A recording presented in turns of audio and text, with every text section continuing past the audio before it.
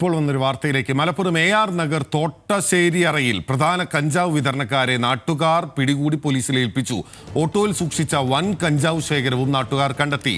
പ്രതി റിജീഷിനെ പിടികൂടുന്ന ദൃശ്യങ്ങളും പുറത്തായി, അത് കാണാം.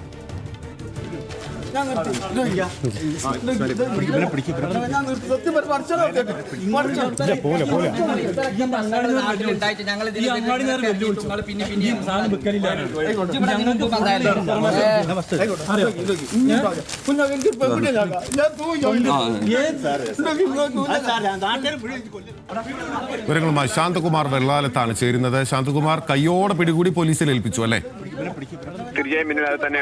ഓട്ടോയിൽ കഞ്ചാവ് വിതരണം നടത്തുന്നുണ്ട് എന്നുള്ളത് നാട്ടുകാർക്ക് നേരത്തെ അറിയാവുന്നതാണ്. ഇയാളെ പിടികൂടുക എന്ന് തന്നെയായിരുന്നു നാട്ടുകാരുടെ പ്രധാനപ്പെട്ട ലക്ഷ്യം. അത് പിന്തുടരുന്ന സാഹചര്യം തന്നെയാണ് കഴിഞ്ഞ ഏതാനും ദിവസങ്ങളായി ഉണ്ടായിരുന്നത്. അങ്ങനെയാണ് ഇന്ന് രാവിലെ ഇയാളെ പുള്ളിപ്പാറ സ്വദേശി രജീഷിനെ ഓട്ടോയിൽ ഈ കഞ്ചാവുമായി നേരിട്ട് നാട്ടുകാർ തന്നെ പിടികൂടുന്നത്.